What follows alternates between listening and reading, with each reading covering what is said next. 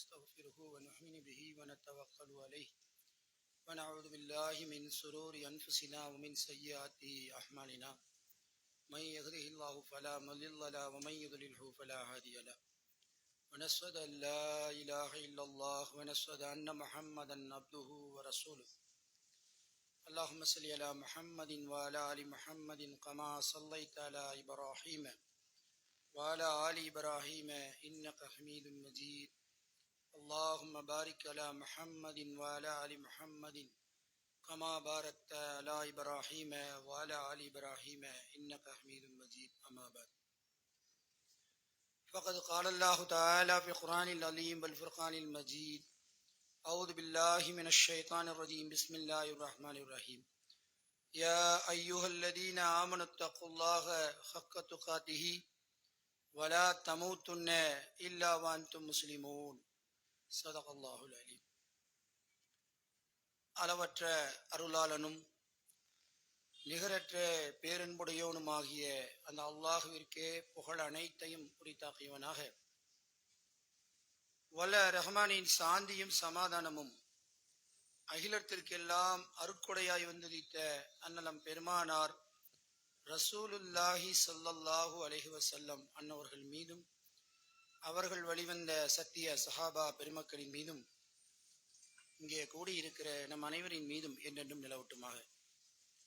அன்புக்குரிய பெரியோர்களே, தாய்மார்களே, சகோதர சகோதரிகளே, அல்லாஹுடைய கருணையினால் சிறப்பு வாய்ந்த ஜும்மாவுடைய தினத்தில் அல்லாஹுடைய இல்லத்தில் அவனை வணங்கி வழிபட வேண்டும் என்ற உயர்ந்த நோக்கத்திற்காக வருகை தந்திருக்கிறோம். பொதுவாக ஜும்மாவை பொறுத்த மட்டில் தினந்தோறும் நாம் லுஹருடைய தொழுகையை 4 ரக்காத்தாக தொழுகிறோம். இந்த ஜும்மாவை நபிகள் நாயகம் ஸல்லல்லாஹு அலைஹி வஸல்லம் 2 ரக்காத்தாக தொழுகையை மாற்றி 2 ரக்காத்துக்குரிய பலனாக உபதேசத்தை ஏற்படுத்தி தந்தார்கள். உபதேசத்தை பொறுத்தவரை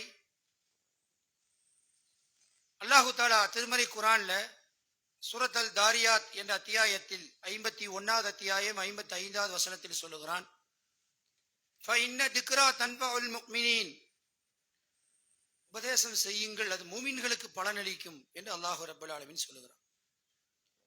அன்புக்குரிய சகோதரர்களே, அப்படியானால் இந்த உரைகள் என்பது ஒரு பரக்கத்திற்காகவோ சில நிமிடங்கள் பேச வேண்டும், அது ஒரு இபாதத், ஒரு சடங்கு என்பதற்காகவோ அல்ல. அது உயிரோட்டமாக இருக்க வேண்டும். நம்முடைய வாழ்க்கையில் அது மாற்றத்தை ஏற்படுத்த வேண்டும். ஒவ்வொரு வாரமும் நாம் பார்க்கிறோம், ஒரு தலைப்பை தேர்வு செய்து அதற்கு தகுந்த மாதிரி குர்ஆன் வசனங்கள் நினைவுபடுத்தப்படுது, அல்லாஹுடைய தூதருடைய வாழ்வில் இருந்து போதனைகள் சொல்லப்படுது, சஹாபாக்களுடைய வாழ்க்கையில் நடந்த முன்னுதாரணங்கள் நமக்கு முன்னால எடுத்து காட்டப்படுது. இதையெல்லாம் செவியுறுகிற நாம் அதை நோக்கி கொஞ்சம் நகர வேண்டும். நம்முடைய வாழ்க்கையை கொஞ்சம் திருப்ப வேண்டும். இருக்கிற நிலையிலேயே நம்முடைய வாழ்க்கை சென்றுவிடக் கூடாது. காரணம், அல்லாஹ் ரப்பல் ஆலமீன் சூரத் அல் ஃபுர்கான் 25வது அத்தியாயத்தில் 73வது வசனத்தை எடுத்து பாருங்கள். மூமின்களை பற்றி அல்லாஹ் சொல்லி வருகிற வேளையில அல்லாஹுடைய வசனத்தை கொண்டு ஞாபகப்படுத்தப்பட்டா குருடர்களாக செவிடர்களாக அதன் மீது விடமாட்டார்கள். ஏதோ கேட்கிறோம், ஏதோ பார்க்கிறோம், அப்படி இருக்க மாட்டாங்களாம். இன்னும் அல்லாஹ் குர்ஆன்ல சொல்லுகிறான், நரகவாதிகள் யார் தெரியுமா? உள்ளங்கள் இருக்கும், அதை கொண்டு சிந்திக்க மாட்டார்கள். கண்கள் இருக்கும், அதை கொண்டு பார்க்க மாட்டார்கள். காதுகள் இருக்கும், அதை கொண்டு கேட்க மாட்டார்கள். உலாயிக கல்லானாம், அல்லாஹ் சொல்லுகிறான், கால்நடையை போன்றவர்கள், பல்ஹும் அலல், அதை விட மோசமானவர்கள் என்று நரகவாசிக்கு அடையாளத்தை அல்லாஹ் 7வது அத்தியாயம் 179வது வசனத்தை சொல்லுகிறான். அதே நேரத்தில் மூமின்களை பற்றி அல்லாஹ் சொல்லுகிற பொழுது சொல்லை செவிமடுத்து அதில் அழகானதை பின்பற்றுவார்கள். ஏன் இவ்வளவு முன்னுரையாக சொல்லுறோம்னு சொன்னா, இன்னைக்கு பயான் என்பது ஒரு சுவராசியமாயிடுச்சு. நமக்கு நல்லா இருந்தா கேட்கறது, ஒரு மாதிரியா இருந்தா இந்த வாரம் ஒன்றும் சரியில்லைங்கிற ஒரு மனநிலை மக்கள் மனதில் எழுந்திருக்கிறது, வேரூன்றி போயிருக்கு. ஆனால் அப்படி இல்லாமல் அல்லாஹுடைய வசனத்திற்கும் அல்லாஹுடைய தூதருடைய போதனைக்கும் நாம் கட்டுப்பட்டவர்களாக அதனை உடனே உள்வாங்கி நம்முடைய வாழ்க்கையில் உரசி பார்ப்பவர்களாக நாம் ஒவ்வொருவரும் இருக்க வேண்டும் என்பதை ஆரம்பமாக நினைவுபடுத்தி, அன்புக்குரிய சகோதரர்களே, இன்னைக்கு நம்ம பார்க்கிற செய்தி, அல்லாஹ் ரப்புல் ஆலமீன் தன்னை பற்றி அறிமுகம் செய்கிற பொழுது அர் ரஹ்மான், அளவற்ற அருளாளன், எல்லை இல்லாத அன்பாளன். அல்லாஹ்வுடைய அந்த அன்பிற்கு, கருணைக்கு அளவில்லை. இன்னும் அல்லாஹ் தன்னை பற்றியே குர்ஆன்ல சொல்லிக் கொள்கிறான், அருள் புரிவதை தன் மீது அல்லாஹ் கடமையாக்கி கொண்டான். மனிதர்கள் மீது, படைப்புகளின் மீது அருள் புரிவதை அல்லாஹ் கடமையாக்கிக்கிட்டானா. நமக்கு எப்படி கடமையோ வணக்க வழிபாடுகள்லாம், அல்லாஹ் நம் மீது கருணை புரிவதை அவன் மீது கடமையாக்கிக்கிட்டான். உலகத்துல அல்லாஹ் நல்லவரோ கெட்டவரோ ஏற்றுக்கொண்டவரோ கடவுளே இல்லைன்னு சொல்றவரோ எதையும் அல்லாஹ் பார்க்கறது இல்லை. தன்னுடைய கருணையை அவர்கள் மீது சொரிந்து இருக்கிறான். ஒவ்வொரு மனிதனின் மீதும் ஏராளமான அருட்கொடைகளை அல்லாஹ் இறக்கி இருக்கிறான். அல்லாஹுடைய அருட்கொடைகளை கணக்கிட முடியுமா என்றால் ஒருவதும் கணக்கிட முடியாது. இந்த அருட்கொடைகளை எல்லாம் வழங்கி இருக்கிற அல்லாஹ் மனிதனிடம் எதிர்பார்ப்பது என்ன அப்படின்னு நம்ம பார்த்தோம்னா, நன்றியுடையவர்களாக இருக்க வேண்டும். அல்லாஹ் எதிர்பார்க்கிறது என்னங்க? நம்மள்ட்ட நன்றியுடையவர்களாக இந்த மனிதன் இருக்க வேண்டும். அதிகமான மக்கள் எப்படி இருக்கிறார்களாம்? அல்லாஹ் சொல்கிறான், வலாகின் அக்ஸரன் நாஸி லா யஸ்குரூன். மனிதர்கள்ல மெஜாரிட்டி மக்கள், பெரும்பாலானவர்கள், 2வது அத்தியாயத்தினுடைய 243வது வசனம், மெஜாரிட்டி மக்கள் நன்றி கெட்டவர்களாக இருக்கிறார்கள். அல்லாஹ் சொல்றான், மெஜாரிட்டியே அப்படித்தான் இருக்குது, அதிகமான மக்கள் அப்படித்தான் இருக்கிறாங்க. இன்னும் நாம் பார்க்கிறோம், நம்ம எல்லோருக்கும் தெரிந்த ஒரு சூரா மனப்பாடம் இருக்கும், வல் ஹாதியாத்தி லபஹன் ஃபல் மூரியாத்தி கத்ஹன் ஃபல் முகீராத்தி சுபஹா ஃபஸரன பிஹி நக்வ ஃபவஸத்ன பிஹி ஜம்ஆ இன்னல் இன்சான லபீ லகனூத். அல்லாஹ் சொல்றான், குதிரையின் மீது சத்தியமிட்டு சொல்லுகிறான், மூச்சிறைக்க ஓடும் புறவியின் மீது சத்தியமாக, தீப்பொறியை பறத்தும் குதிரை மீது சத்தியமாக, புழுதியை கிளப்பக்கூடியதின் மீது சத்தியமாக, அதிகாலை தன்னுடைய எஜமானனுக்கு கட்டுப்பட்டு போர்க்களங்களிலே உள்ளே நுழைந்து எதையும் எதிர்பார்க்காமல் தனக்கு சேதம் வரும் என்று தெரிந்தும் கூட எஜமானனுக்கு கட்டுப்படுகிற அந்த குதிரையை அல்லாஹ் உதாரணம் சொல்லி, இன்னல் இன்சான லரப்பிஹி லகனூத், மனிதன் தன்னுடைய இரட்சகனுக்கு நன்றி கெட்டவனாக இருக்கிறான் என்று அல்லாஹ் சொல்கிறான். இன்னல் இன்சான லரப்பிஹி லகனூத், அதற்கு அவனே அடுத்து சொல்ற, அதற்கு அவனே சாட்சியாக இருக்கிறான். சாட்சி வெளியிட வேண்டியதில்லை, அவனுடைய செயல் அதுக்கு சாட்சியாக இருக்கு. அன்புக்குரிய நல்லடியார்களே, அப்படியானால் இந்த பட்டியலில் மூமீன்களாகிய நாம் இடம்பெற்று வரக்கூடாது. நம்ம நினைக்கலாம், நம்ம நல்லா நிறைய விஷயம் செய்யறோம் அல்லாஹ்வுக்காக அப்படின்னு, ஆனால் நம்ம என்ன செய்தாலுமே முழுமையடையாது. கலீலம்மா தஷ்குரூன், நல்லா சொல்றான், குறைவாகத்தான் நன்றி செலுத்துகிறீர்கள். பல இடங்களில் வருகிறது, குறைவாகத்தான் நன்றி செலுத்துறீங்க, அல்லாஹ்வுடைய அருட்கொடைக்கு நீங்கள் நன்றி செலுத்துவதில்லை என்று அல்லாஹ் நம்மை பார்த்து பேசுகிறான். அப்படியானால் அல்லாஹ்வுக்கு நாம் நன்றி செலுத்தியவர்களாக ஆக வேண்டும் என்றால் என்ன செய்வது அப்படின்னு சொன்னா, சில நேரங்களில் நாம் நம்மை சிந்தித்து பார்க்க வேண்டும். அல்லாஹ் நமக்கு வழங்கி இருக்கிற அந்த அருட்கொடைகள் இருக்கு பாருங்க, பலவற்றை நாம் சாதாரணமாக எடுத்துக்கொள்கிறோம், சிலவற்றை நாம் கவனிப்பதே இல்லை. சில நேரங்களில் வெளிப்படையாக தெரிகிற சில விஷயங்களை நாம் அவ்வப்போது நினைச்சு பார்க்கணும். பெரிய பெரிய விஷயத்த, உள்ளார்ந்த விஷயங்களை நாம் யோசிப்பதை விட நமக்கு வெளிப்படையா தெரிகிற பல விஷயங்கள் அல்லாஹ் நமக்கு எப்படி வழங்கி இருக்கிறான் என்பதை சிந்தித்து பாருங்கள். அல்லாஹ் நம்மை பார்த்து நம்ம உணர்வதற்காக அல்லாஹ் நம்மளை சொல்றான். இன்றைக்கு நாம் வாழுகிறோம் இல்லைங்களா? இன்னைக்கு நம்ம அமர்ந்திருக்கிறோம், ஒரு வியாபாரியா இருக்கிறோம், குடும்ப தலைவரா இருக்கிறோம், இளைஞர்களாக இருந்தால் வாலிப முறுக்கத்தில் இருக்கிறோம், அறிவிலே சிறந்து வழங்குகிறோம், கல்வியாளர்களாக இருக்கிறோம், நாம் ஒரு நிறுவனத்தை நடத்துகிறோம்.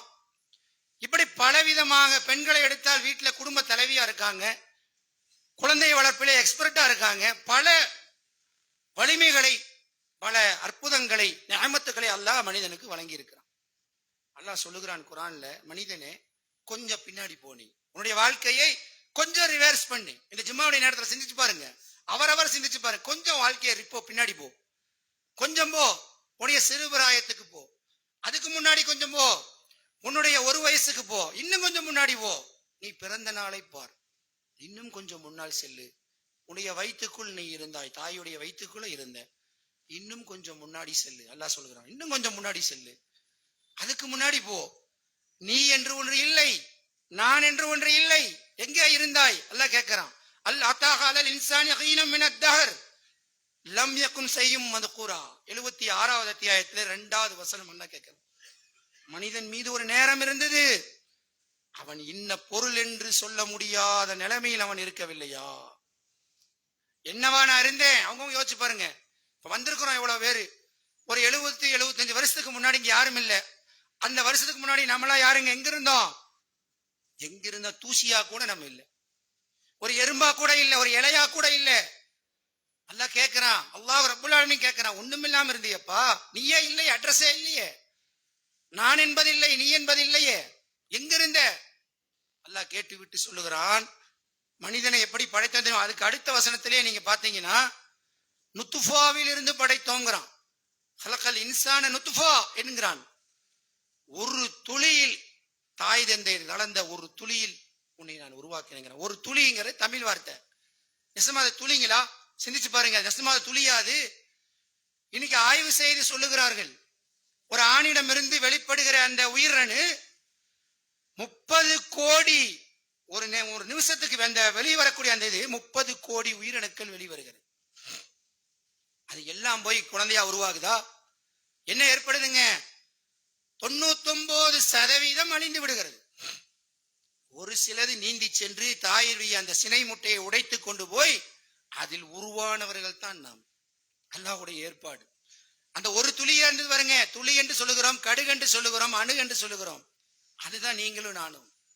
இன்னைக்கு நம்ம எவ்வளவு இறைவனுக்கு புறம்பான பேச்சுக்கள், செயல்கள், நடத்தைகள், அகம்பாவங்கள், வீணான செயல்கள் சர்வசாதாரணமாக இருக்குது நம்மள்ட்ட.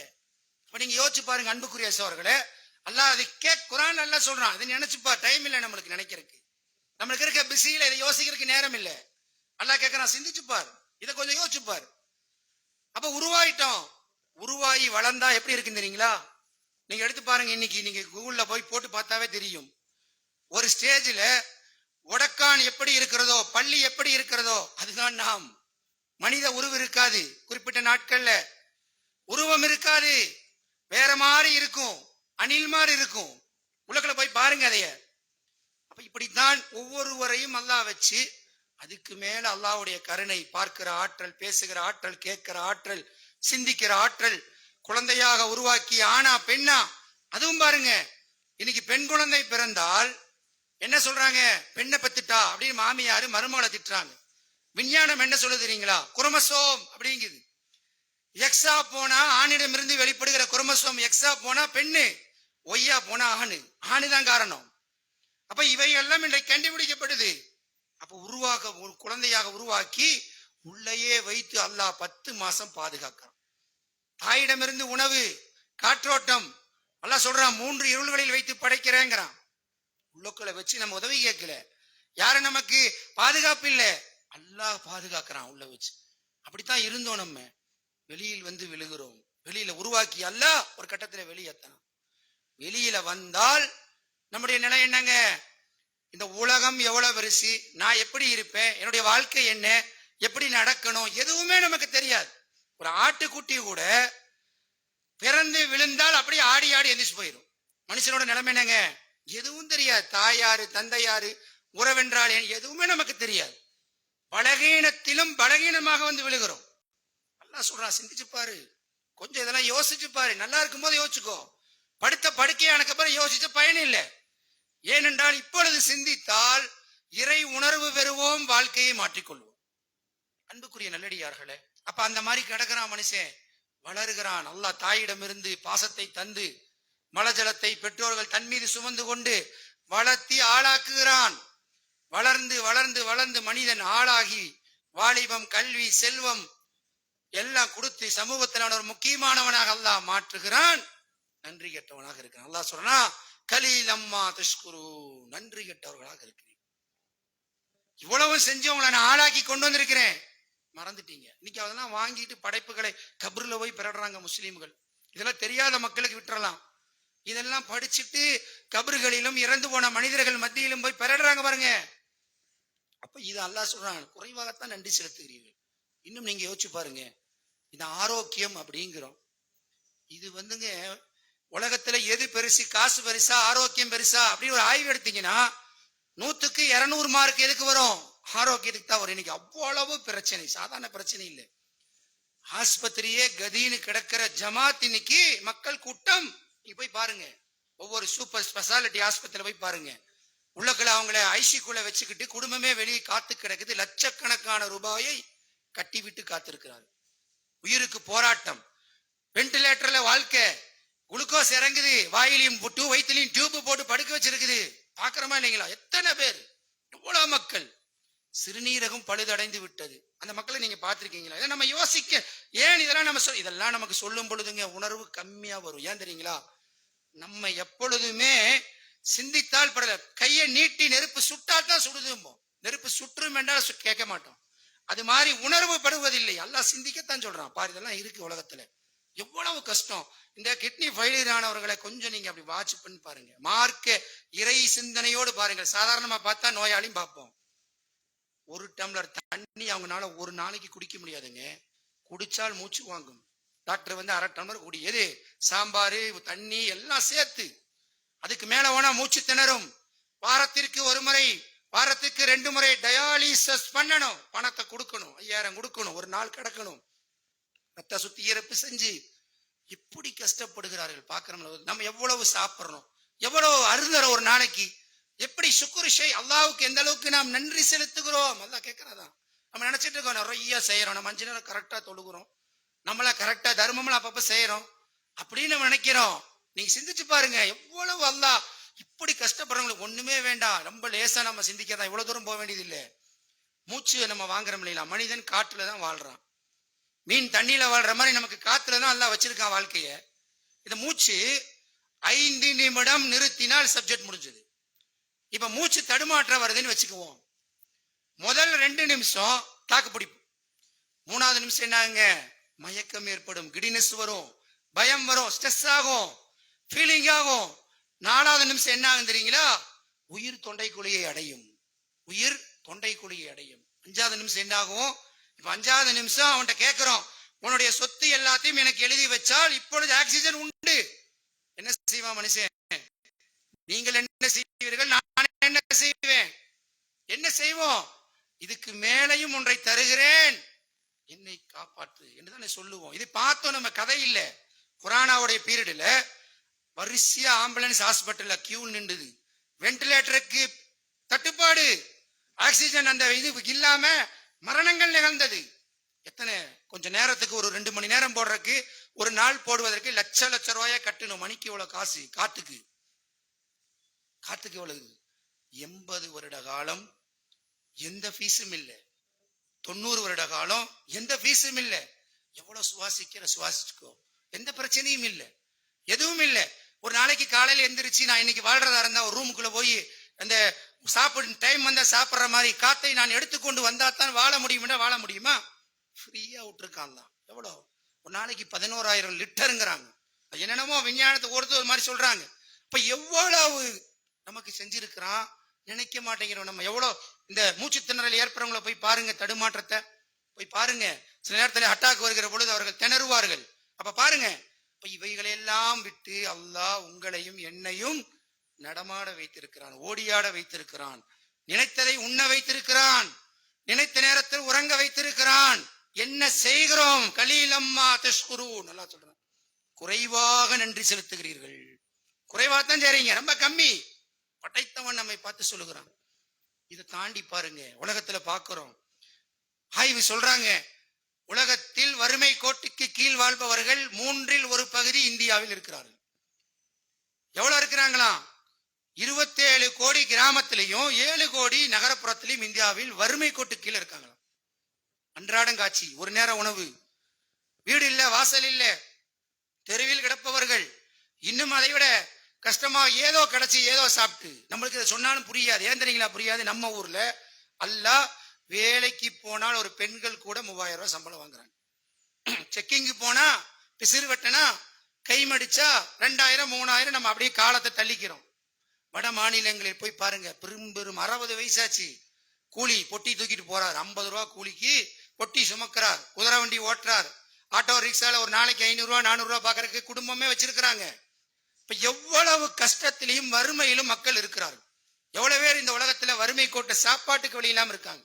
இப்ப நம்ம ஊர்ல, நம்ம தமிழகத்துல கூடங்க குழந்தைகளை வைத்துக் கொண்டு உணவில்லாமல் இருப்பவர்கள், வீட்டுல ஆண் துணை இல்லாமல் வாடக்கூடியவங்க, முதியவர்களாக இருப்பவர்கள், நோயை பார்க்கறதுக்கு பணம் இல்லாம இருக்கிறவங்க, எவ்வளவு கஷ்டப்படுறாங்க மக்கள். அல்லாஹ் நம்மளை எப்படி வச்சிருக்கான் யோசிச்சு பாருங்க. தன்னிறைவடைந்தவர்களாக வைத்திருக்கிறான். பல சந்ததிக்கு பொருளாதாரத்தை கொடுக்கிறான். குறைந்தபட்சம் நமக்கு எந்த தேவையும் இல்லாமல் ஓரளவுக்கு தன்னிறைவா. சில பிரச்சனை இருந்தா கூட நம்ம என்ன ஆகல, பசியும் பட்டினியுமாக புரளல. ஆடை வாங்குவதற்கு நம்மகிட்ட காசு இல்லாம நம்மளை வைக்கல. நம்ம குழந்தைங்க பசியும் பட்டினியும் புரளல. அப்ப எப்படி நாம கலீல் அம்மா தஷ்குரு நல்லா சொல்றான். நினைச்சு பாரு. ரசூல் ஸல்லல்லாஹு அலைஹி சொல்றாங்க, உங்களுக்கு கீழே இருப்பவர்களை பாருங்கள். அல்லாஹ்வுடைய அந்த இது நமக்கு விளங்கும். கீழே பாரு, கொஞ்சம் பாரு, கொஞ்சம் உலகத்தை அப்படி திரும்பி பாரு. இதெல்லாம் சொன்னா நமக்கு போர் அடிக்கும். ஏன், நம்ம வெளியிலிருந்து பார்ப்பவர்கள் தானே. ஆனால் நினைத்து பாருங்கள், நம்மை போன்ற சக மனிதன், நம்மை போன்றவே வாழக்கூடியவன் இப்படி கஷ்டப்படுறான். அல்லாஹ் நம்மளை எப்படி வச்சிருக்கிறான். இது எல்லாத்துக்கும் மேலைங்க, அல்லாஹ் நம்மை மூமினாக்கி இருக்கான் பாருங்க. இது நம் மீது செய்திருக்கிற நினைத்து பார்க்க முடியாத கருணை. நபிமார்கள் குடும்பத்துக்கு கிடைக்கல. நபிமார்கள் குடும்பத்துக்கு கேட்டு ஏங்கினாங்க. கிடைச்சா பரவாயில்லனாங்க. இப்ராஹிம் அலைஹிஸ்ஸலாம் கேட்டாங்க, நூஹ் அலைஹிஸ்ஸலாம் மகனுக்கு கேட்டாங்க. நம் உயிரை விட மேலான நபிகள் நாயகம் ஸல்லல்லாஹு அலைஹி வஸல்லம் பெரிய தந்தைக்காக அல்லாஹ்ட்ட கேட்டாங்க. அபூ தாலிபுக்கு, என்ன வளர்த்தனவரு, கலிமா மட்டும் சொல்லுங்க, நான் அல்லாஹ்ட்ட கேட்கிறேன். அல்லாஹ் அவங்களுக்கெல்லாம் அந்த பாக்கியத்தை கொடுக்கல. யாரு கொடுத்திருக்கிறான்? எந்த சிரமமும் படல. இங்க கிடக்கிறதுக்கு அங்க வைக்கல. குர்ஆனை பல முறை படிச்சு ஆராய்ச்சி செஞ்சு ஹதீஸ்களை புரட்டி, சரி இதுதான் கரெக்ட், இது மத்தெல்லாம் நான் பார்த்துட்டேன் அப்படின்னு நம்ம இஸ்லாத்தை ஏத்துக்கல. அடிச்சு உதைச்சு ஜாதிய கொடுமையிலே துன்பத்தில் ஆளாகி ஒதுக்கப்பட்டு நாம் இந்த இஸ்லாத்தை ஏற்றுக்கொள்ளல. அப்பா அம்மா முஸ்லீம், நிழல்லையே வந்துட்டோம். வெயிலின் அருமையே நமக்கு தெரியாது. இப்படி வந்துட்டோம். இன்னும் சொல்றதா இருந்தா, முஸ்லீம்களில் அநேக மக்கள் இஸ்லாத்துக்கு புறம்பான வாழ்க்கை, அல்லாஹ்வுடைய தூதருக்கு எதிரான வாழ்க்கை, குர்ஆனுக்கு எதிரான போக்கு, கொள்கையிலே பிரச்சனை, இணை வைப்பிலே மூழ்கி கிடக்கிறார்கள். அல்லாஹ் நம்மளை எப்படி வச்சிருக்கான், எங்க கொண்டு வந்து சேர்த்திருக்கான் யோசிச்சு பாருங்க. குர்ஆனும் ரசூல் ஸல்லல்லாஹு அலைஹி வாழ்க்கையும் தான் இஸ்லாம் என்பதை நம்ம வீட்டு குழந்தைகளுக்கு கூட தெரிந்து கொள்வதற்கு அல்லாஹ் நசீபாக்கி இருக்கு. பிதகத் இல்லாமல் வாழ்வதற்கு அல்லாஹ் வழிகாட்டி இருக்கிறான். குர்ஆன் ஹதீஸின்படி வாழக்கூடிய அந்த வாழ்க்கையை நமக்கு காட்டி கொடுத்திருக்கிறான். அப்ப எவ்வளவு கலீல் அம்மா தஷ்குரூன், குறைவாகத்தான் நன்றி செலுத்துறீங்க. நீ கொண்டு வந்து வச்சிருக்கானா, மற்ற மக்களை விட நாம் கூடுதலாக அல்லாஹ்வுக்கு நன்றி செலுத்த வேண்டாமா? யோசிச்சு பாருங்க. இப்ப என்ன செய்யறோம், இப்ப எப்படி இருக்கிறோம் யோசிச்சு பாருங்க. அன்புக்குரியவர்கள், இப்படி பட்டியல் போட்டா நம்ம போட்டுக்கிட்டே போலாம். ஒவ்வொன்றா பேசினால் அதையே பேசலாம் வார கணக்கில். சரி, நன்றி செலுத்துவதற்கு நாம் என்ன செய்வது? இதெல்லாம் பார்த்துட்டே போறோம்.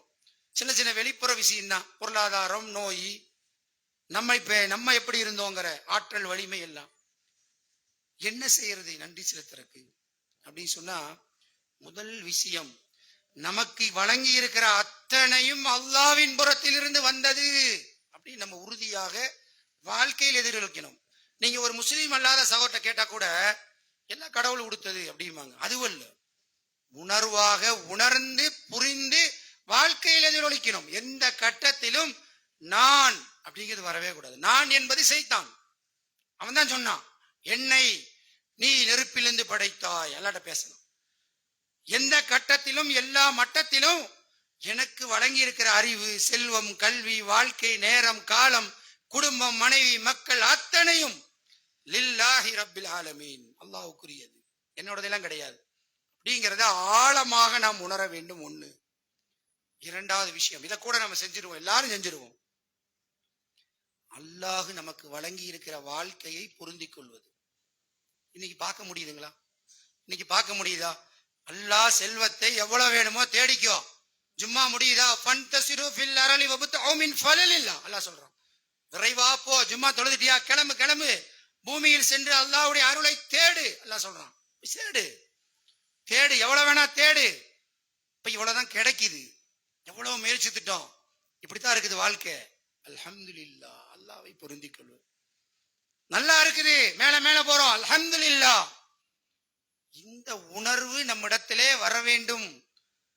ஆரோக்கியத்துக்காக இருக்கும், திடீர்னு உடம்பு சரியில்லை, நமக்கோ குடும்பத்துல யாருக்கோ பெரும் சோதனையா இருக்குது, நோயிலே பீடிக்கப்பட்டோம், அல்ஹம்துலில்லாஹ் வராது.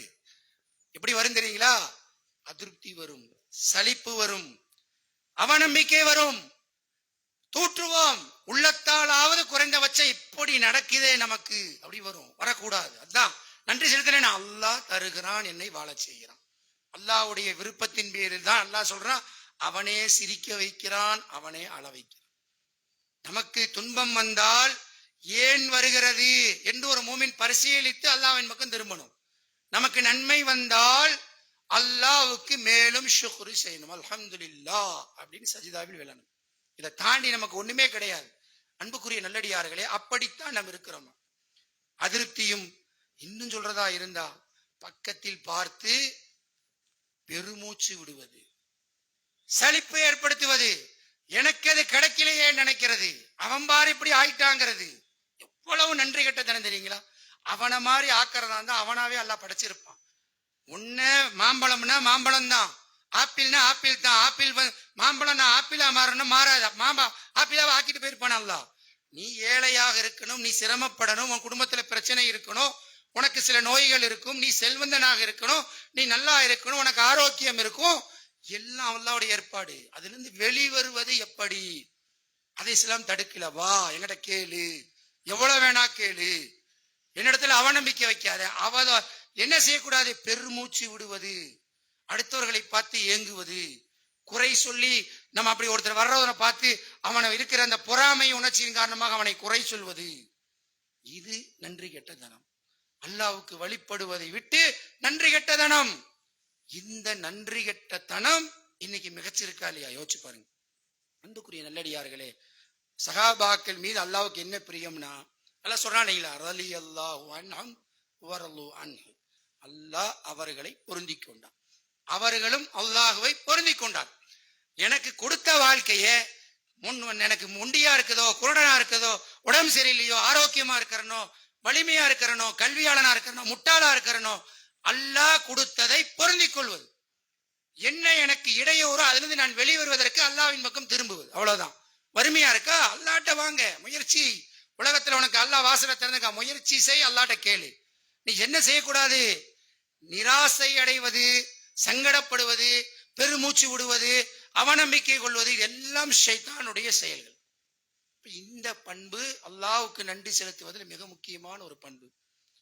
அடுத்து அல்லாஹ்வுக்கு பிரியமானவர்களாக நாம் மாற வேண்டும். நன்றி செலுத்தினா என்னங்க? அடுத்தது நம்ம தௌஹீதுல இருக்கோம் இல்லைங்களா? பல வருஷம் இருக்கிறோம், சொல்லிக்கிறோம் நாங்களா தௌஹீத்வாதிகள், ஒருபோதும் மௌலூத் ஓத மாட்டோம், தாயத்து கட்ட மாட்டோம், தர்காவுக்கு போக மாட்டோம், நாங்களா தௌஹீத்வாதிகள் அப்படிங்கிறோம். அது மட்டும் தௌஹீத் இல்ல.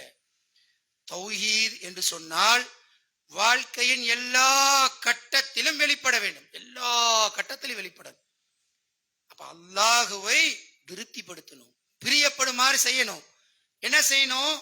எந்த இறைவனை ஏற்றுக்கொண்டிருக்கிறோமோ அந்த இறைவனை அதிகப்படியாக வணங்கி அவனை மகிழ்விக்கணும். பரலே நமக்கு பிரச்சனை பல பேத்துக்கு. 25 வருஷமா இருந்து ஃபஜ்ரு தொழுகை இன்னும் பிரச்சனை தான். 1000 காரணங்கள் சொல்லுகிறோம், பலவிதமான விளக்கம் சொல்றோம். 7 மணிக்கு ஃபஜ்ரு தொழுகிறது பெரிய ஜமாத்து தௌஹீதுல இருக்குது. ஹதீஸ் எடுத்து பாக்குறீங்க. அல்லாஹ் பிரியப்படுவானா, அல்லாஹ்வுக்கு நன்றியுடையவனா இருக்கிறனா? யோசிச்சு பாருங்க. இப்ப சுபுவுக்கு முன்னால் வந்து சுபுவை முதல் சப்பல் நின்று தொழக்கூடிய தௌஹீத்வாதிகளாக எப்ப மாறுறோம் சொல்லுங்க? டைம் இருக்கா? மாறலாமா வேண்டாமா? நன்றி கலீலம்மா தஸ்குருனா, இல்லை நன்றியுடையவர்களாக ஆகலாமா? இதைத்தான் இந்த நேரத்தில் நம்ம நினைச்சு பார்க்கணும். பரலான வணக்கங்களை சீர்படுத்துவது மட்டும் போதாது, உபரியான வணக்கம் நம்மள்ட்ட இருக்கணும். சுன்னத்துகான தொழுகைகள், இன்னும் குறிப்பா சொல்றதா இருந்தா இரவு வேளையில் மனிதர்கள் உறங்கும் பொழுது அல்லாஹ்வுக்கு ஷுக்ர் செய்யறது. ரசூலுல்லாஹி ஸல்லல்லாஹு அலைஹி வஸல்லம் கால் வீங்க நின்று வணங்குகிறார்கள். அன்னை ஆயிஷா ரலியல்லாஹு அன்ஹா கேட்கிறாங்க, பல 100 முறை கேட்டுட்டோம், படிச்சு ஒரு சம்பவமா கேட்கிறோம், என் வாழ்க்கைக்கு அது தேவையில்லை கேட்கிறாங்க ரசூல் ஸல்லல்லாஹு அலைஹி வஸல்லம். முன்பின் பாவங்கள் மன்னிக்கப்பட்டவர் ஆயிட்டே நீங்கள். அதுக்கு என்ன பதில் சொன்னாங்க? நம்ம எல்லாத்துக்கும் தெரியும். ஃபலா கூனுஹ அப்தன் ஷகூரா, நான் இறைவனுக்கு ஷுக்ர் செய்தவனாக ஆக வேண்டாமா, நன்றியுடையவனாக ஆக வேண்டாமா? கால் வீங்க நின்று எக்ஸ்ட்ரா வணக்கம், இறைவனுக்கு நன்றியுடையவன ஆக வேண்டாமாங்கிறாங்க. இப்ப நாம நன்றி செலுத்தணும்னா நம்ம என்ன செய்யறதுங்க? ஃபஜ்ருக்கு முன்னால் எழுந்து ஒரு 2 ரக்காத் தொழ முடியாதா? ஒரு அரை மணி நேரத்துக்கு முன்னால் எழ முடியாதா? முடியவே முடியாது நம்ம வாழ்க்கையில, இல்லைங்களா? ஆஸ்பத்திரியில கொண்டு போய் போட்டா விடிய விடிய முழிச்சிருக்கிறோம். குடும்பத்துல ஒரு ரிப்பேர்னா அவ்வளவுதான். ஒரு கஷ்டம் வந்தா தூக்கம் வர மாட்டேங்குது. எங்கேயாவது லேசா வலிச்சிட்டு இருந்தா தூக்கம் வராது. அப்ப இவைகள் ஏற்படுவதற்கு முன்னால் தகஜத்துக்கு எந்திரிப்போம். இதெல்லாம் வராம காப்பாத்து. இது நன்றி செலுத்துவது. கலீலம்மா தஸ்குரனாக இருக்காமல் அல்லாஹ்வுக்கு நன்றி செலுத்து. வணக்க வழிபாடுகளை அதிகப்படுத்துறது.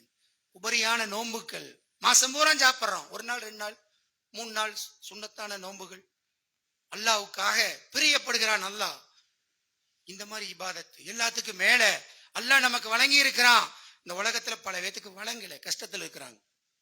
அவைகளை கொண்டு அல்லாஹ்வை திருப்திப்படுத்துறது. அல்லாஹ் சொல்றான், அவன் மீது இருக்கிற பிரியத்தின் காரணமாக அனாதைகளுக்கும் ஏழைகளுக்கும் அவர்கள் வாரி வழங்குவாங்க. யாருக்கும் தெரியாம மறைவில் உதவி செய்வது. ஒருத்தன் வாடகை கட்ட முடியாம இருக்கான், ஒரு ஆஸ்பத்திரியில வந்து கேட்டு ஜமாத்து வந்து நம்மகிட்ட 10 பேர் சொல்லி அப்புறம் டொனேஷன் எழுதி அப்பல்ல பாக்குறோம். கஷ்டப்படுறாங்க, பக்கத்துல கஷ்டப்படுறான், யாரும் தெரியல. குழந்தைகள் யாருக்க உடம்பு சரியில்லை, இந்தாங்க பணம், போய் ஆஸ்பத்திரி பாருங்க. அல்லாஹ் பிரியப்படுகிறான். அல்லாஹ்வுக்கு நன்றி செலுத்துவது. எனக்கு வழங்கி இருக்கிறான், நான் அதுல இருந்து செலவழிக்கிறேன். என்ன தேவை? பட்னியா கிடக்கிற ஒரு குடும்பம் சிரமப்படுது, வறுமையில் இருக்குது, வேலை இல்லாம இருக்காங்க, உணவுக்கான ஏற்பாடு, இதுக்கு ஒரு அமைப்பை ஏற்படுத்தி அந்த ஜமாத் அதை செஞ்சாதான் செய்யணுமா? கண் பார்வையில் தெரியுது. அல்லாஹ்வுக்கு பிரியமான வணக்கங்கள் இவைகள் எல்லாம். தர்மத்தை அதிகப்படுத்துவது, அல்ல மக்களுக்கு உதவி செய்வது, அல்லாஹ் நமக்கு வழங்கியில் இருந்து செலவு செய்வது, அல்லாஹ் பிரியப்படுகிறான்.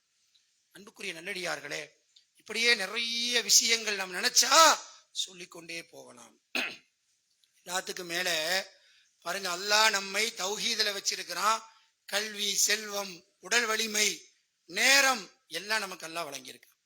இதை கொண்டு அல்லாஹுடைய மார்க்கத்திற்காக நாம் உழைப்பது, நன்றி செலுத்துவதில் மிக முக்கியமானது என்னங்க? காரணம் என்னன்னு சொன்னா, நூஹ் அலைஹிஸ்ஸலாத்துடைய வாழ்க்கையை அல்லாஹ் குர்ஆன்ல சொல்றான். நீங்க எடுத்து பாருங்க, எத்தனை ரக்காத் தொழுதார் குர்ஆன்ல இருக்கா? நூஹ் நபி வச்ச நோன்பு குர்ஆன்ல இருக்கா? நூஹ் நபி செய்த தர்மம் குர்ஆன்ல இருக்கா? நூஹ் நபி அல்லாஹ் என்ன சொல்றான் தெரியுங்களா? நன்றியுடைய நமது அடியார். அவர் செஞ்ச நன்றியை அல்லாஹ் அக்செப்ட் பண்ணிட்டான், ஏத்துக்கிட்டான். நாமும் அந்த பெயர்ல வரணும்னா ஒண்ணும் செய்யலவங்க. அல்லாஹ் சொல்றாங்க, இறைவா இரவிலும் அழைத்தேன், பகலிலும் அழைத்தேன், பகிரங்கமா அழைச்சேன், மறைவிலும் அழைச்சேன் என்று அந்த அழைப்பு பணிய 950 வருஷம் பொறுமையோட செஞ்சாங்க பாருங்க. தன்னுடைய பணி அல்லாஹ்வை நோக்கி மக்களை இணை வைப்பாக இருக்கிற படைப்புகளை வணங்கக்கூடிய மக்களை படைத்தவனை நோக்கி திருப்புவதை விட உலகத்துல ஒரு சிறந்த செயல் கிடையாது. இதைத்தான் அல்லாஹ் விரும்புறான். நபிமார்கள் மீது அல்லாஹ்வுக்கு என்ன பிரியம்? இந்த பணியை செய்ய வந்தார்கள். அப்ப இந்த வலிமை, ஆற்றல், கல்வி, செல்வம், நேரம், இதை கொண்டு நம்ம என்ன செய்யணும்? இந்த மார்க்கத்திற்காக, வளர்ச்சிக்காக கொஞ்சமாவது உழைக்க வேண்டும். இன்னைக்கு நம்ம எப்படி ஆயிடுச்சு தெரியுங்களா? குறிப்பிட்ட ஆளுகளுடைய பணி, குறிப்பிட்ட ஜமாத்துடைய வேலை, ஆலிம்சாக்கள் வேலை, இந்த மார்க்கத்துல என்ன ஆக்கியிருக்கிறான், இவ்வளவு எனக்கு தந்து இருக்கிறான், நான் என்ன செய்தேன்? இந்த மார்க்கத்துக்கு நான் என்ன செஞ்சுட்டு போறேன், கேரண்டியா போறதான். இப்ப இல்லைன்னா இன்னும் கொஞ்சம் காலத்துக்கு பின்னாடி வயதானால் ஆட்டோமேட்டிக்கா போயிருவோம் குறைஞ்சபட்சம். அப்ப போறதுக்கு முன்னாடி இந்த மார்க்கத்துக்கு நான் என்ன செஞ்சுட்டு போறேன், இந்த சமூகத்துக்கு நான் என்ன செய்து விட்டு போகிறேன், அல்லாஹ்வுக்காக நான் என்ன செய்கிறேன்? அல்லாஹ் சொல்லுகிறான், வமன் அஹ்ஸனு கௌலம் மிம்மன் தஆ இலல்லாஹ் வ ஆமில சாலிஹன் கால இன்னனி மினல் முஸ்லிமீன். 41வது அத்தியாயம் 33வது வசனம். அல்லாஹ்வின் பக்கம் மக்களை அழைத்து தானும் நல்லறம் செய்து நான் அல்லாஹ்வுக்கு கட்டுப்பட்ட முஸ்லீம் என்று யார் சொல்லுகிறாரோ அதை விட சிறந்த வார்த்தை எதுவும் இல்லை என்று அல்லாஹ் ரப்பல் ஆலமீன் சொல்லுகிறான். அப்ப நன்றி செலுத்தக்கூடிய இந்த ஏகத்துவத்தில் நம்மை ஒன்று சேர்த்தனா பாருங்க. வெளியில் இருக்கிற மக்களுக்கு சொல்வது நம் வந்திருக்கிற ஒவ்வொருவரின் மீதும் கடமை என்பதை உணர்ந்து அல்லாஹ்வுக்கு நன்றி செலுத்தக்கூடியவர்களாக நாம் ஒவ்வொருவரும் மாற வேண்டும். அல்லாஹ் நம்மை திருப்தி கொள்ளக்கூடிய வகையில் நம்முடைய வாழ்க்கையை மாற்றி அமைக்க வேண்டும் என்பதை உங்களுக்கும் எனக்கும் வலியுறுத்தியவனாக எனது முதலாவது உரையினை நிறைவு செய்கின்றேன்.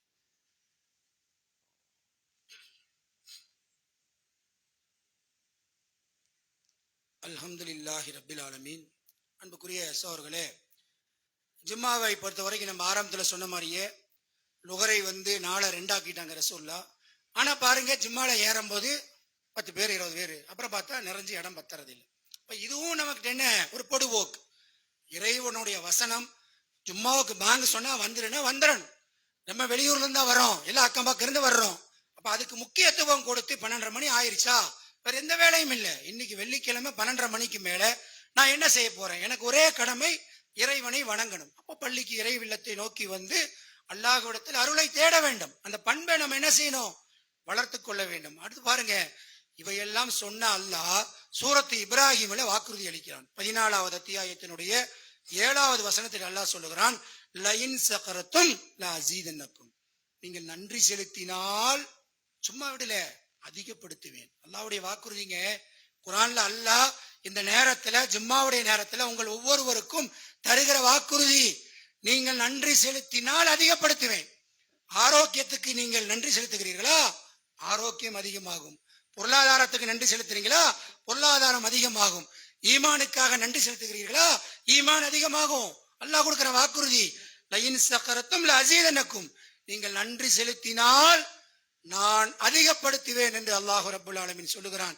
அதனால் அன்புக்குரிய சோர்களே, இந்த நன்றி கெடுதல்ங்கிற வலாக்கின் அக்ஸரன் நாஸி லா யஸ்குரூன், மெஜாரிட்டி மக்கள் நன்றி செலுத்துவதில்லை என்ற லிஸ்டுக்கு போயிடாம, கலீலம்மா தஸ்குரூன், குறைவாகத்தான் நீங்க நன்றி செலுத்துகிறீர்கள் என்ற லிஸ்டுக்கு போயிடாம, இந்த மூமின், இந்த மனிதன், இந்த அப்துல் காதர், இந்த பாத்திமாக்கள், இந்த ஆயிஷாக்கள் என்னால் திருப்தி கொள்ளப்பட்டவர்கள் என்ற அடிப்படையில் நம்முடைய வாழ்க்கையை திருப்பினால் நம்முடைய துனியா வாழ்க்கையும் லேசாகும்.